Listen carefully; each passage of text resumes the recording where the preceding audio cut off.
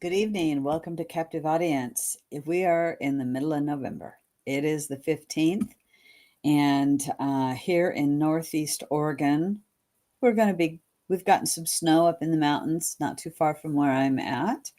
And for my fellow Oregonians, we've got some systems moving through. We're going to locally in Northeast Oregon, certain parts around the Blue Mountains, we're going to get like 10 to 13 inches of snow up in the around 4,000 feet or so. So winter's on its way, and it's got snowing already up there, and you know we need it. That's good. Well, I'm not tired of winning.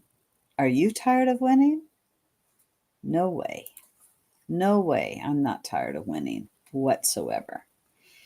I want to start tonight in Oregon. And if you haven't heard about St. Helens School District, they've got some things going on. Two teachers. I find this article is absolutely not the article. What the St. Helens School District has a history of child abuse, sex abuse at in schools. And I say a history because this last spring, they agreed to a $3.5 million sex abuse settlement. And parents went to the St. Helens school district.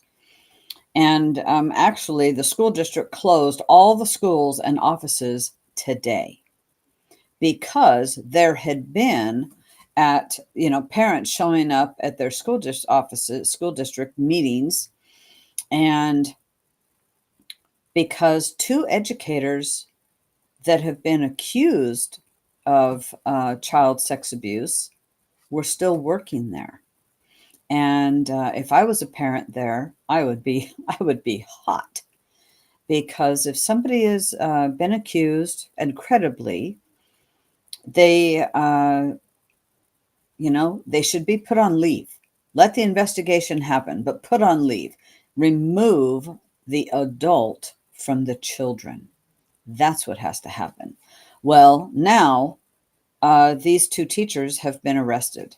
And so earlier this week, the police arrested Eric Stearns, who was still on staff, and Mark Collins, who had retired recently. And, so then the parents, rightfully so, were doing what they needed to do, is putting the pressure on the school district, and they're demanding a school board resignations in the district. And you know what? I think that would be a good thing if they were to resign, get new people in, but to realize that this school district has got people that they have a history there. Something has to change. Something absolutely has to change. You can't be sending your children to school and this is what's happening, and it's going on all over the place, I'm sure. But here's where it's got busted. And even nearly 20 years ago, there was a teacher and a coach, and began, inappropriate behavior and sexual abuse against students. And he was arrested in 2019. And this is the case that, the students, the school district agreed to pay $3.5 million to Jessica Doe. And this has to be shut down. Parents need to be involved and continue having open dialogue with their kids about what's going on in school. And it's one of those things, if there's smoke, there's fire. And if you're hearing that there's rumor that this could be happening, it probably is. It probably is. And It's a shame. It's absolutely, in fact, it's disgusting, is what it is. There's an article here out of Oregon Watchdog that is kind of along the same lines. That's not the school district, but it is the Oregon foster system. I'm posted the link there. And in the Oregon foster system, 5 things to know about how Oregon's foster system failed to protect teen from sex trafficking. And this is awful. You know, if a kid is going into being taken away from their parents, they should not be trafficked at all for sex. They shouldn't be shipped out of state. They shouldn't, I know because of covering previous articles on the Oregon's foster care system, it has failed in so many ways. And there is a case here that they call her Grace, who's now 21, that she was trafficked by at least 2 adults when she was 14 and 16. And she came out of an abused home anyway. And they didn't have space. Oregon's child foster care system is utterly failed. Utterly failed. And it's awful to see. It's awful to see. This no child should have to experience what this young woman went through after entering foster care, and yet what they have found is that foster kids are at a higher risk of sex trafficking, but state and federal officials are failing to be transparent about the extent of the problem. Oregon and other states fail to consistently screen children who go missing from foster care to determine if they're victims of sex trafficking. You know, if you have a kid in a foster care, and you have been a child has been now you're under the charge of Child Protective Services, they should never go missing. Now, I know kids run away. Yeah, I know that's a reality. It does happen, but they should not be missing. And what they have found is that a federal review of 5 states found no evidence that 65% of missing foster kids received required screenings. So 65% of the foster kids did not receive the required screenings.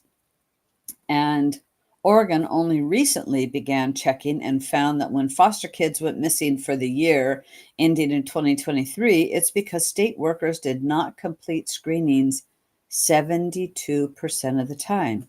And so while our government in Oregon wants to expand things that we don't necessarily need, like we could eliminate a whole DEI department and put that money into hiring people to help out Child Protective Services and the foster care system. People, obviously they need more families that are willing to help. I would say that's probably part of the problem. But, there's a lot of sex trafficking going on. It seems to be, I certainly hear about it a lot more in the media. And with all of the immigrants coming across the border, there's a lot of this going on. What is there? Something like over 300,000 children that are missing in the United States. And hi, Maurice. Children that are missing in the United States, and they're going, well, we just don't know where they are. Well, that's because they've been trafficked. And sex trafficking there's a lot to it. It's not just, there's, in fact, in this article, let me see if I can find it. Oh, in fact, in Oregon, there's in Portland area, the police, the entire 13-member human trafficking unit was retasked assisting with managing the nightly protests and riots in Portland in May of 2020. So okay, we're not going to look for those kids. We're not going to help the kids. But they didn't do jack about the riots in Portland either. So they must have just been standing around twiddling their thumbs, because we've all watched, those of us that are living in Oregon and looking at the news or social media, better yet, social media, because if you're not on X, you're missing the boat. We were watching Portland burn, and nothing got done. Mayor Wheeler didn't give a crap about it. Nothing was done. So, but it's a shame. I just wanted to bring attention to this, that the Oregon's foster care system is failing big time. And sadly, it's nothing new. There hasn't been one thing. Let me think. Nope, not one thing that Oregon is doing right. Let's see. We're have motor voter, Oregon's DMV registering illegals to vote.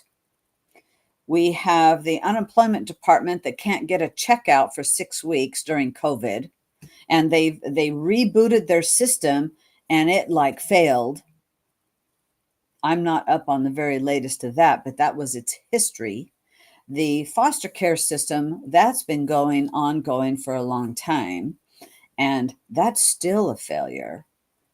We pay the highest in school per student to go to school, and we are failing in educating students. Let's see, our audience ought to be able to name a few more things, that maybe I'm missing here. Let's see, they're wanting to shut down farms now. There's a plethora of things that are failing in Oregon. Oregon's not winning.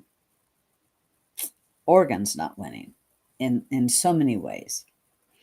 But Representative Beauchart Davis is asking the ECQ Environmental Quality Oregon Environmental Quality Commission. She's written a letter asking for a delay in the implementation of the advanced clean truck rules that will lead to the ban of heavy-duty diesel vehicles in Oregon. This starts going into effect. The new regulations take effect January 1, 2025. And it is, the first phase of the regulations take effect. And this is something that is following in the steps of California. And it's a disaster. It includes RVs, heavy-duty pickup trucks like F-250s and 350 utility vehicles, tow trucks, and semi-trucks, that none of those will be able to be sold by 2025. Okay? So the start of the regulations, the new regulations start next year, January 1, 2025. What, month and a half away? We're a month and a half away. And this is a disaster. There is no infrastructure. But Oregon does these things. They put a cart before the horse. But something that gets me on this, instead of writing a letter, why don't they sue them? Because it would go on the Chevron case that I believe that the Supreme Court, now maybe it wouldn't, but I'm not a lawyer. Hear me out, though. The Supreme Court has ruled that federal agencies cannot interpret the laws of what Congress made. So they can't just go, well, we're gonna take over the care of your pond, okay, the federal government, which, boy, they've tried all that. And so with the Chevron deference, they said, no, you can't do that. And it started to roll back some rules. Well, this is no different. This is a state agency going, we're going to make this rule. But Congress didn't make it rule. Our state legislators and our state Senate did not make these rules. So in my mind, this is the same thing. Tell me if I'm wrong. I'd like to know. So, yeah, we've got foreign countries buying up our lands. And yeah, the regulatory strangulation, it is killing a lot, so, and that's why we're going to talk about what Trump's appointments are, which excite me to no end, I'm telling you. And my friends that are here, yeah, I know that those things, we've got to get them through though. Now, with the election, now the election's over, and Multnomah County has adopted new policy on how to distribute tents and tarps. Now, they don't have to have any public meetings on this because they're already allowed to do this. But this is a new policy, and the new policy is only 1 tent per person. That's it. But they can't, they said, there's other agencies that are handing out tents and tarps. And in reading this article, which is in Oregon Live, the Oregonian, which has been bought by a conglomerate that is absolutely left-leaning. Now, we don't have any, except maybe some very independent local newspapers and that type of thing. As in the news around Oregon, it's all left. But there's other sources, like here, where we try to educate a little bit and push back a little bit on that. So, but what's interesting is, while I have compassion for people that are homeless,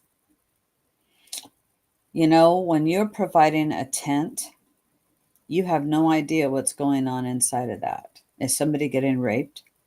So do you sue the county because you're providing that? I don't know. I don't have those answers.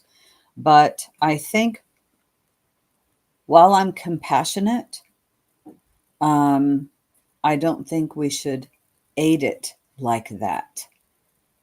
Yeah, snow's coming. Life's tough. But some of these people,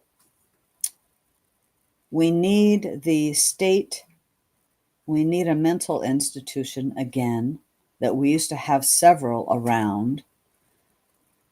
But right now, on my viewpoint, it just looks like big business that is not truly helping the people. But it is a way for communities, counties and communities, to get huge amount of money from the feds. It's bloating government.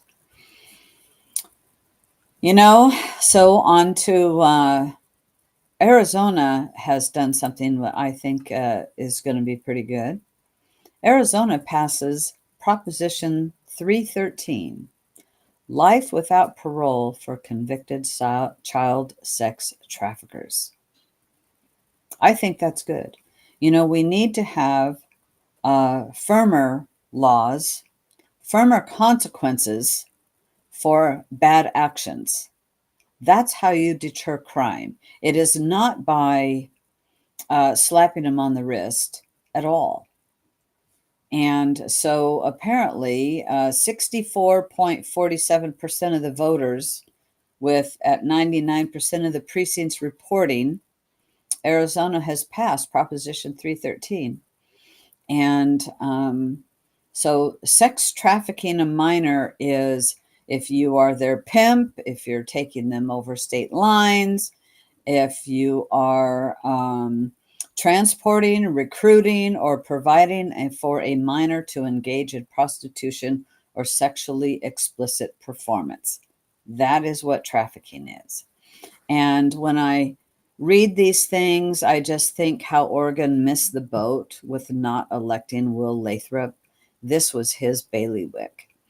And it would he would have helped Oregon in this way and so many others as the Attorney General. Missed that boat. And it's a shame. I really like Will, and I think he would have done great. But here we are. Arizona has done this. And apparently it used to be they would there let me see what it was before they passed it. So before they passed it, if you had sex trafficked a minor 15 years old or older, you would get 10 years and 13 years for sex trafficking a minor younger than 15. So that's what they gave. And now with this passing, um, then it's life without parole. Works for me. Works for me. And I know that's housing going to be, housing a bunch of people and all of that. There's that whole argument. I don't care. Personally, I don't care. Another good one that passed, that's looking like it is, Northern California County, San Joaquin County voters are overwhelmingly in favor of ballot measure R. That is on track to approve drug testing welfare recipients. That should be like nationwide. If you are receiving state money, I guess it's a state program, but you ought to be. You ought to have drug testing. That's what I think. Why should we help out people? And again, it shouldn't be a way of life either. Welfare should not be a way of life. It's a hand up and not a hand out, and help somebody get their life on track. So kudos to San Joaquin County. I thought that was really good. Justice Gorsuch, in Just the News, talked about the emphasis that he emphasizes need for regulatory reform in discussion with a retired Justice Breyer.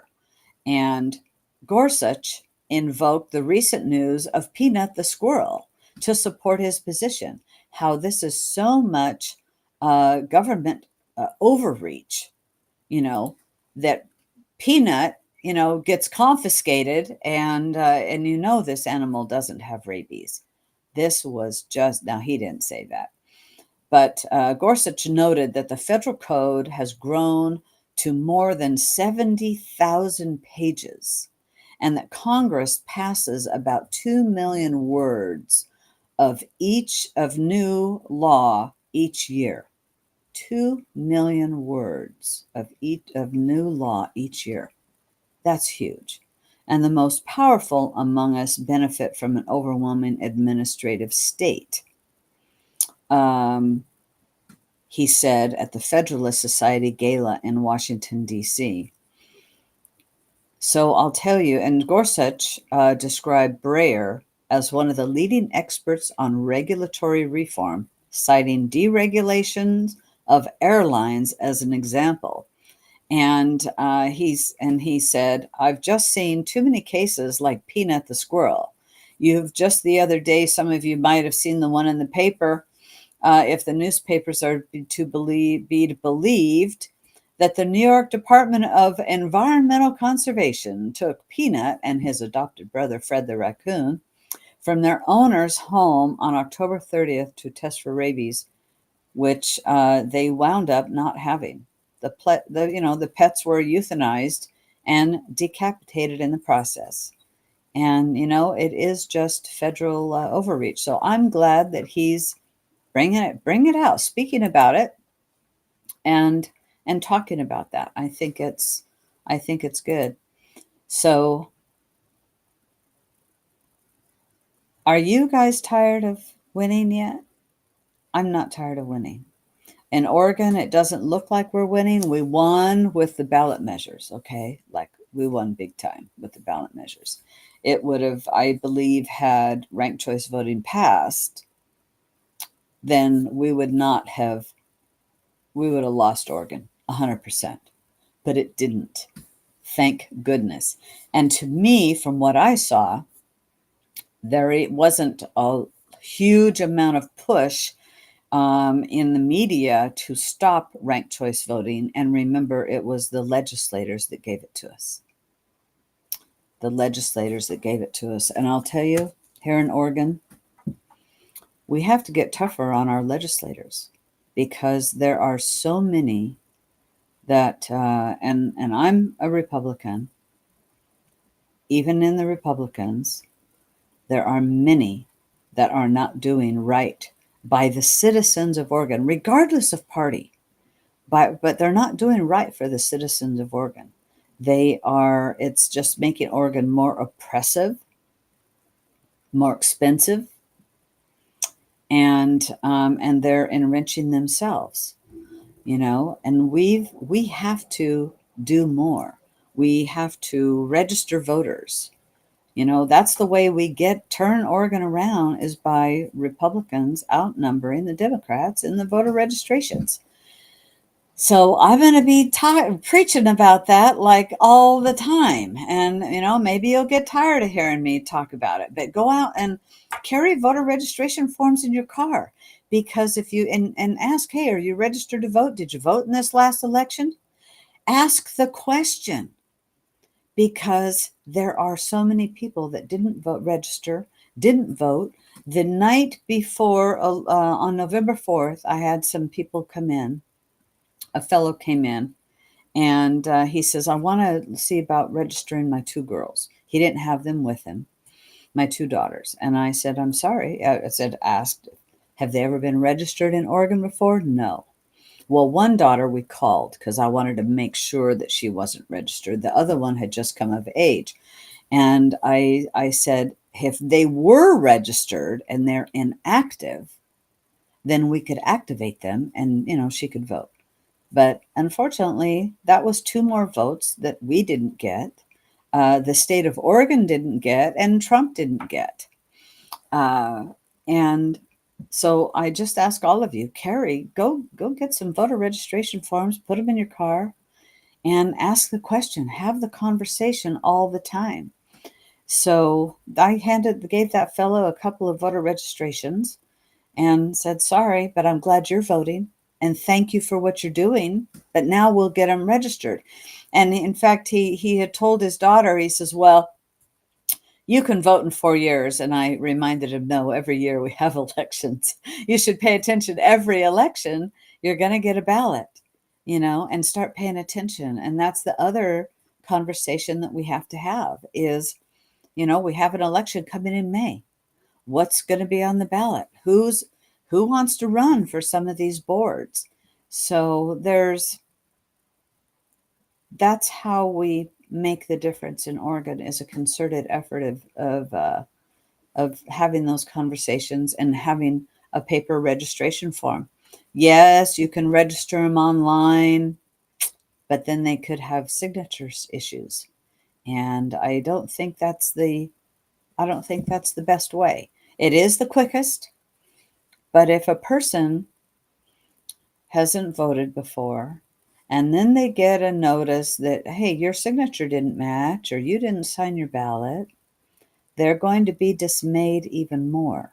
Where if they sign a paper form, and you could even turn it in for them, but if they sign the paper form and mail that in to their respective county, then their signature will be updated and their ballot is more likely to succeed. And that's what it takes. It takes all of us. You can't wait for the party or somebody else. We collectively, we all have to do this. Absolutely. So I'll tell you, Trump's picks, there's many that I don't have any idea on, but it's I think it's so fun to watch the media go crazy about Matt Gaetz. It's like, oh, yes. They're, watching the meltdown of Matt Gaetz. And I'm excited about Vivek Ramaswamy and Elon Musk and what they're going to do, because those are the two that are going to shrink our government. And what we have to do, and I was having a conversation with somebody just yesterday about this, and he goes, "I don't know. What do you think about that, Sonny?" And I said, "Well, actually, I said our government is way too bloated, and this person has a business. It's a medical facility." And I said, "So, for example," I said, "it wouldn't it be nice in your industry that government goes, 'Hey, how can we help you to succeed?' Because the more that you in the medical industry succeed, the more patients you can see and helping people instead of all these restrictions and the bureaucracy." And he said, actually, he goes, "Okay, I get that." He says 40% of what he's doing is reporting to the government what he's doing, about on the patient and whatnot. And so 40% of this doctor, uh, that's what he's doing, spent on the bureaucracy. And I said, "So wouldn't you like some of that going back?" So that's what we ended up talking about, was because of I said, let's go back. Let's roll back all of these regulations that we don't have to have. And I said, people aren't used to living that free. I am, and my husband is, because we lived on a sailboat. You don't go sail the seas for 16 years and feel like, the government has to take care of you. Trust me, because there's no 911 out there. You're self-sufficient. You've got everything on board, including quite a extensive medical chest and medical books and all kinds of things. And the person that lives on the boat, that lives in the marina, has got one anchor. We had five because we had to be self-reliant. And so, I kind of reiterated that to this fellow. I said, where Americans are used to, somebody's got to do something. Oh, yeah, the government's got to help me.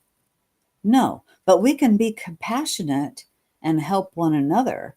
But um, we have to have the freedoms, and we need to roll back this government. Let's get back to what the Constitution says, and anything that is not in the Constitution, then it goes to the states.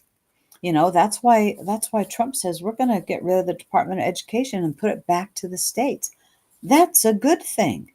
And in free market society as we are, competition always improves something.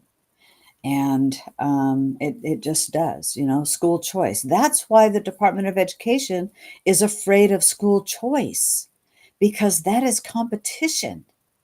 If you could put your kid, take it out of a St. Helens school district and put it in another school district that doesn't have so much child exploitation, wouldn't you do it? Hell yeah. Hell yeah, you would. And the money should follow the child. So I think it should go to the schools or to the states. And we need a lot less regulation, and I'm all for it. I'm not afraid to live in a freer society by any means, by any means. And though, I know that economically things are tough. I know that. And under Obama, some things he did, like, for example, because of Obamacare, it stopped uh, the employers of 40-hour work week, that if you had worked a 40-hour work week, you would get insurance. And they turned that to a 36, or I think it was a 36 or 30-hour work week. then if you worked at a place 30 hours a week, then you would get medical insurance. And a lot of people would go, who doesn't want to have medical insurance because of the way things are in our society here in the US. And so therefore, when that happened, I was out sailing when all that happened, but I was paying attention to what was going on. And then all of a sudden, people started losing their job. They started losing their job. And then it became that people needed to have two jobs in order to make ends meet. And then you had the state-run healthcare system, which totally sucks, become the insurance, and the employer didn't have to do that. And when I saw all of this happening, what I also saw was more people um, taking family members in and the families living together again because we are in such economic times. And and then a part of Obamacare was, well, your child will be on your insurance till you're 26 years old. Let's see, they're an adult at 18, but the parent is responsible for their medical insurance until they're 26. But if you don't agree to affirm their sexual identity, they'll take you away. This is all so screwed up. So screwed up. And so I'm looking forward to all of the choices that Trump is, who he's choosing. Many of these I don't know. I've had to look some people up, and I go, well, who's that? Who's that? I'm looking so forward to Tom Homan. I had the opportunity to hear him speak and at Judicial Watch event, and frankly, he said it's going to be. Heard that he said it's going to be shock and awe on day one, and I can't wait. There is going to be, and it's just going to be, it's going to be good. And Trump is doing what he said he would do. He's doing what he was elected to do. And for our representatives, our congressmen and women, and our senators, if anything, any of them that do anything to thwart what Trump is doing, those people have to be primaried. And Charlie Kirk, I saw today, might have been yesterday. I saw it today, but I don't know when he said it. And he said, and if people are working against Trump, we're going to come after you, and we're going to primary you, and we're going to spend money at it. And frankly, this is what we have to do to take our country back. It's frankly just what we have to do to take our country back. And it might be we have a lot of real good things, and then we get a setback. It's going to be interesting to see, but I'm looking forward to it. I really, really am. Yeah, so much so.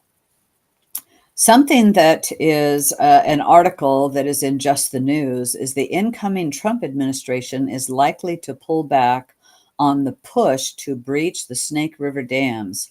And I wanted to talk about this article a little bit because our congressman, the only Republican Congress person we have, we used to have two, but the money wasn't spent enough to help Lori Chavez DeRemer hold her seat. That's my opinion. And to help her, because she was bashed and bashed and bashed. And so we lost an Oregon Republican congressman or woman, and that's really a shame. Now, I was weaving there to that portion, back to the Snake River dams. Congressman Cliff Bentz had held a hearing in Tri-Cities, and it was about the Snake River dams and the federal government push to remove them. And there was a lawsuit going on, and he has brought a lot of light to that. But what came out of it is the judge ended up saying only Congress can remove those dams. So if you don't think voting for congressional positions is important, if we didn't have Congress, they could remove those dams. And that's high on some people's list.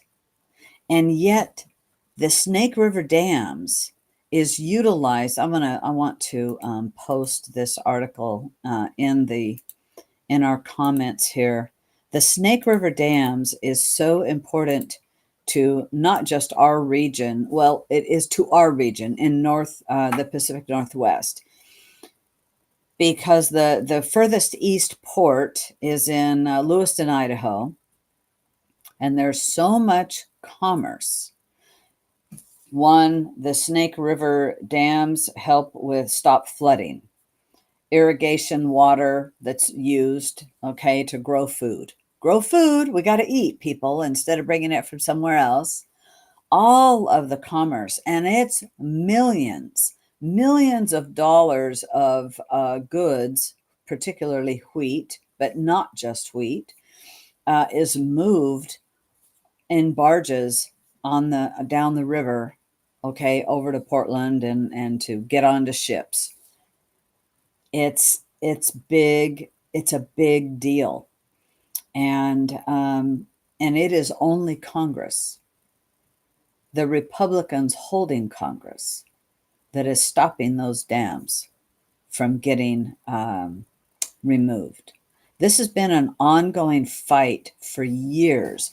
This particular article mentions like 20 years, but actually it goes even longer than that. It's been going on a long time, and it's mainly over salmon and steelhead restoration and other environmental concerns.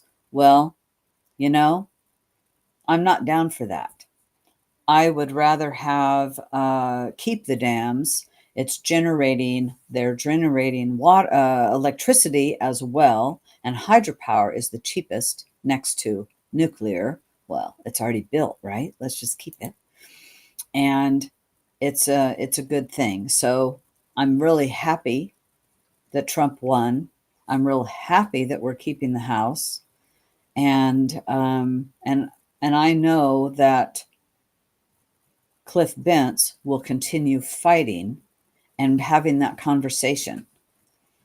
You know, that's one fight I can say is really good. And there are 4 dams that are located in the southeast corner of Washington, near the Oregon border, and they provide as much annual energy, 1,000 average megawatts, as a large nuclear power plant. You know, this is a big deal. You know, people, Dan Newhouse is for saving them, and um, thankfully, he just won re-election. And yeah, he had introduced efforts to kill what they described as backroom deals last year, but it didn't go. But you know, this is a new year. It's going to be a new Congress and a new Senate, and maybe this could get laid to rest. But I don't know. I hope so. So I'm glad these people are paying attention to it. And frankly, what came out of that, I didn't really intend to talk so long on this, but what came out of Cliff Bentz's hearing that he brought to Tri-Cities in Washington was the bureaucratic agencies that are pushing for this. So you want less government, less agencies, and that's what we have to do. We have to roll this back, because instead of weaponizing the federal government against Americans, they should be helping us unleash the private sector and making money and innovation, because we're capable of so much. I want to remind you, NAFTA, in my lifetime, I remember when NAFTA was passed under Bill Clinton, North America Free Trade Agreement, which Trump redid. That was when I realized that they were trying to take America down. It was the destruction of America because it was easier to destroy America and bring us down economically than raise up other nations.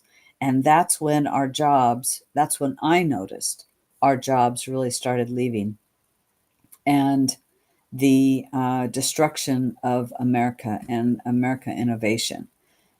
And so we need to fight for it and get it all back.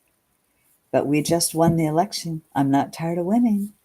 And we have there you go, Pat Finley. He says my job went to Mexico. And the unions were all for this. The unions are all for this. And do I hate unions? No. There was a time we needed them. But the unions are helping the government kill your job. Look at the auto workers. That's all I got to say. Look at the auto workers. So, and Les, I'll be looking forward to an announcement about dams. Yay. I like it. I like it. Anything that's going to be good. Let's see. Let me see what else. This was something. Venezuelan gangs, that Tren de Aragua, is now in every major city in Tennessee. I was shocked to see this. I saw this story yesterday. And, I was like, oh my gosh. And that is not a blue state at all. And so this is really bad. Every major city in Tennessee. And so they're working to get them the heck and gone and rounded up. It's not good. I pray it doesn't come here because that's going to be really bad. Here's a story that would be something that RFK Jr., Bobby Kennedy Jr. would bring up. Why petroleum-based yellow food dye, which is targeted by RFK Jr., poses hidden risks to children. Well, tartrazine took the spotlight in a recent RFK Jr. video and was one of 6 dyes recently banned from food served in California schools. Well, there's a whole plethora of dyes that are made, petroleum-based made. They're in everything: cereals, chips, pastries, pudding mix, soups, all kinds of stuff. And be a label reader. I've been a label reader for a long time. And, but there's lots of them. And they're petroleum based. What the heck's it doing in your food? So I'm ecstatic about making America healthy again and the promises of what RFK Jr. is going to do. Now realize there's so many people that don't have any idea. They don't have any idea. I know a few of you on here personally, and I go, oh yeah, I know they're paying attention to what's in their food, but there's so many that don't. And so it's going to be an education and an awakening to a lot of people. So that part for me is going to be very exciting, very exciting. Sadly, Monique Despain, and I'm going to end on this, did not win. She conceded her race to Val Hoyle, and that's a shame. That was another a race that I think I would hope, but she would have been nice to have seen Monique win, but she didn't get it.